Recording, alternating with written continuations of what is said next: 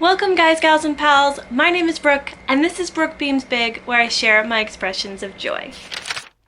So, to catch you up, in case you missed my last video, I am celebrating Valentine's Day and Black History Month in February by reading romances by Black authors. And this is week 2 of that venture. It is Wednesday evening, February 22nd, and we are starting this vlog off with Act Your Age, Eve Brown by Talia Hibbert. This is the third and final book in the series surrounding the Brown sisters.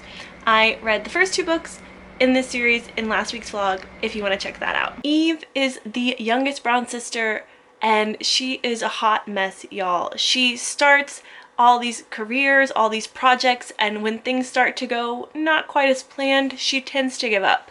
And after her latest disaster, her parents have had enough and they decide to cut her off until she acts her age and gets her life together. While Eve doesn't want to disappoint her parents, she's a little distraught at this turn of events, and she goes off on this long drive and ends up in some little town 2 hours from where she lives. But as chance would have it, the bed and breakfast she stumbles upon is hiring a chef, and cooking happens to have been one of Eve's many pursuits. So she applies for the job. Jacob Wayne, our love interest, is the owner of the bed and breakfast, and he is an uptight fella. He has standards and he is not willing to compromise on them.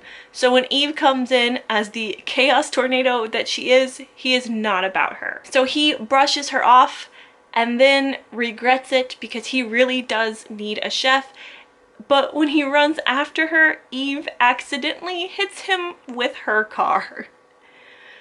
Hot mess, y'all. I was not lying. So then they are kind of bound together as she is trying to help him because he is injured and already short-staffed, and he really wants his bed and breakfast to succeed. Now, I started this last night because I didn't want to feel like I couldn't start the book just because I hadn't started the vlog, and I just intended to, you know, dip my toes in, test out the waters, but I should have known that was not gonna work with a Talia Hibbert book for me after the last 2 I've read, because y'all, I am on page 213 already.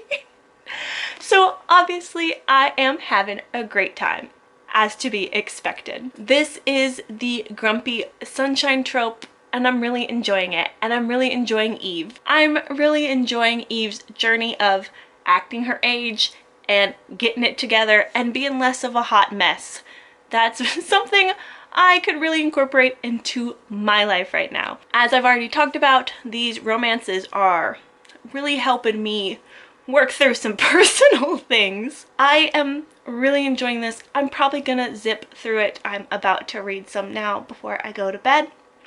So I may have complete thoughts for you next time we talk. It is now Thursday, February 23rd. Last night I made it to page 244 of Act Your Age, Eve Brown. So I have a little over 100 pages left. I hope I can get this knocked out today, this evening. I've been doing a lot of my reading before bed, and then give y'all my complete thoughts. In the meantime, I had an idea. So since Eve's whole journey is about acting your age, getting your life together, I thought we would do like a little productive run through of my day, because I definitely need to do some things to get my life together.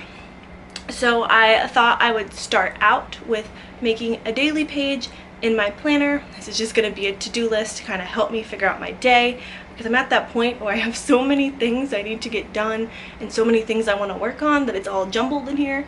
So if I can get it out on the page and make a plan and then act my age. So let's go.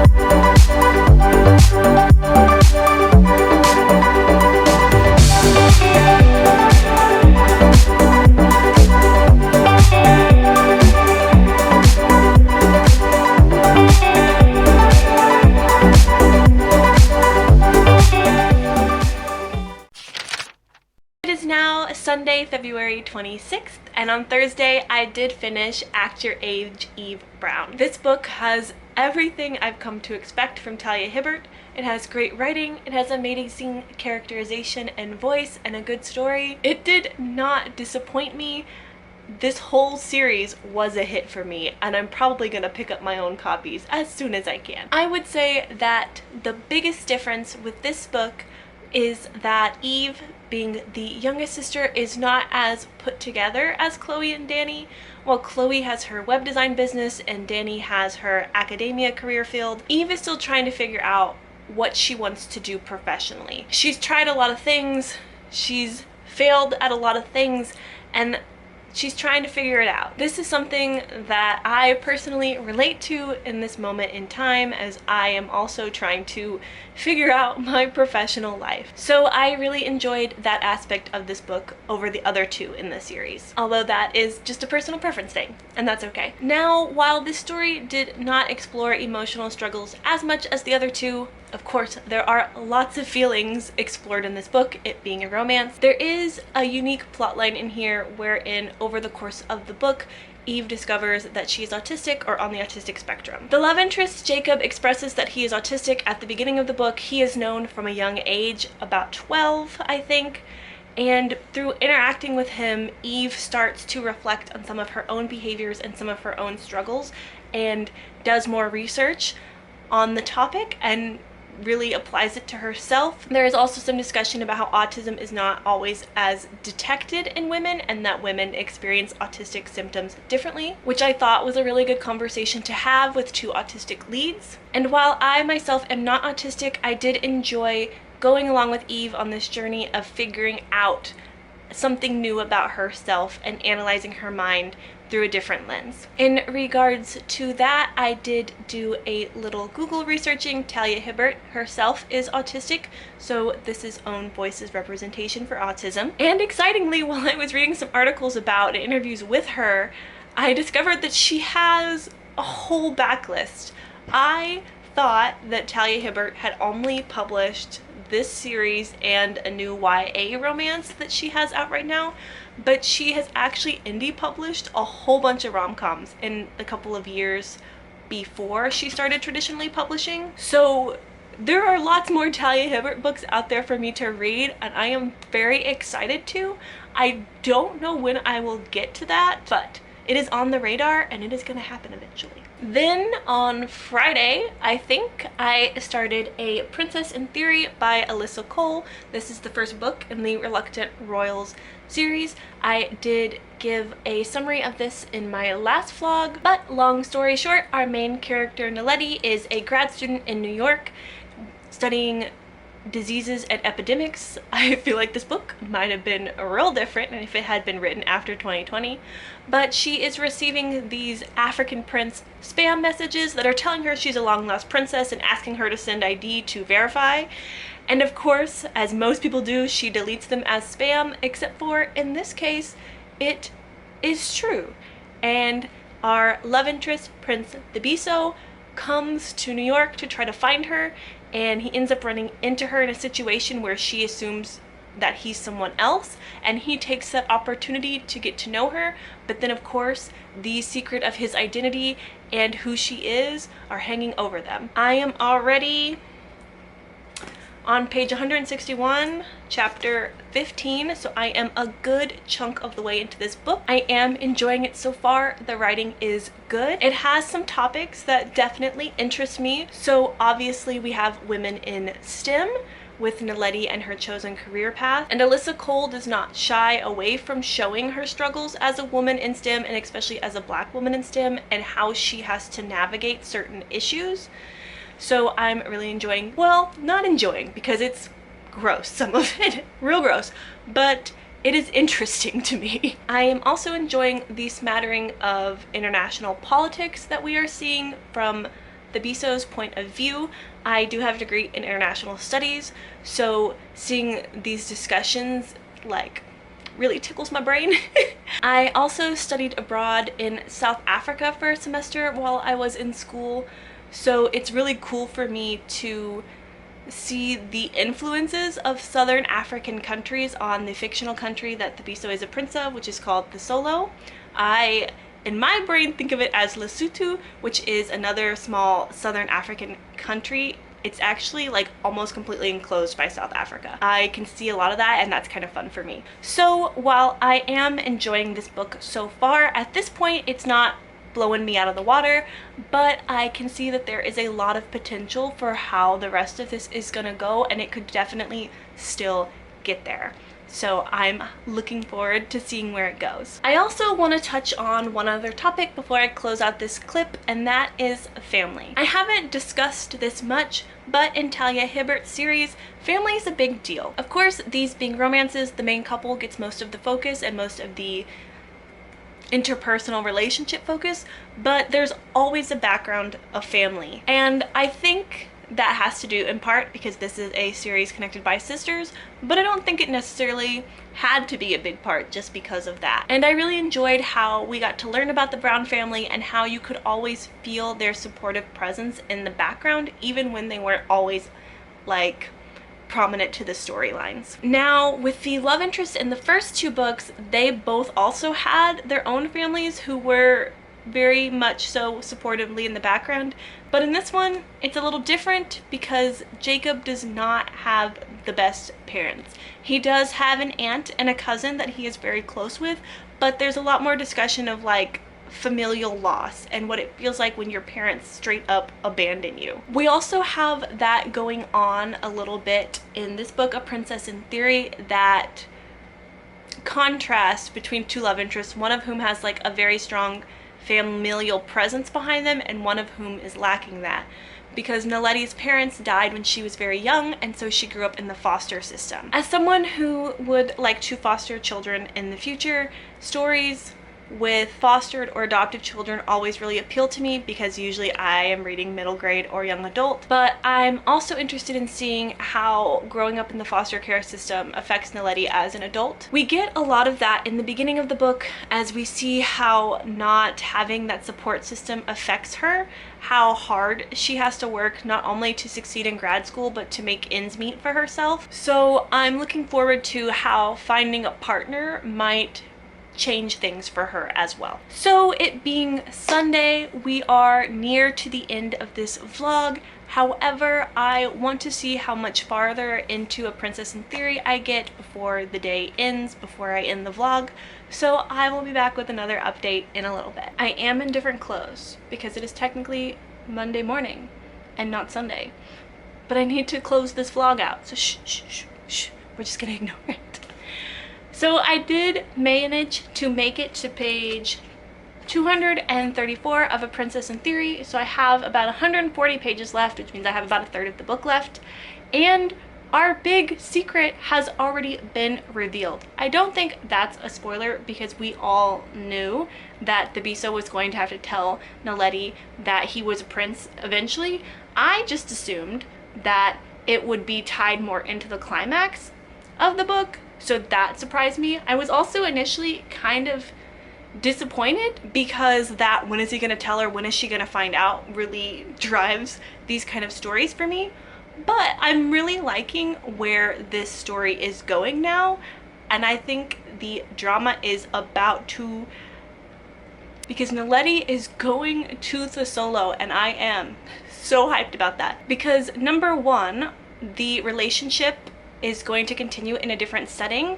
We have been on Naletti's turf this whole time. We have been in New York City. She has been the one kind of showing the Biso around, and now we are going to be on his territory in his country. But it's also very interesting for Naletti because she is now learning about her past, where she comes from, and she's gonna meet some members of her family who are still alive for the first time that she didn't know about, and ooh, there's a lot of goodness there.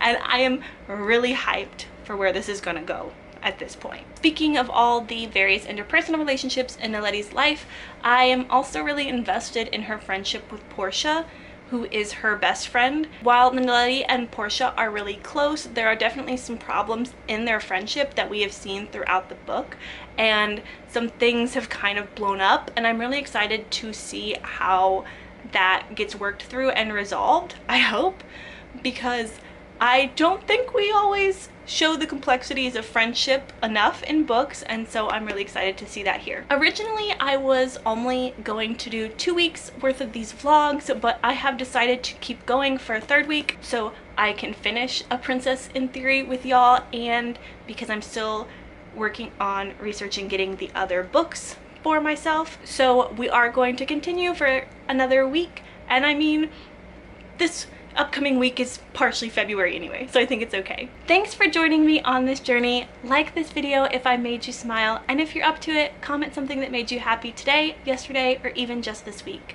I would love to celebrate it with you. That's the end, friends. Sending you off with love. Goodbye!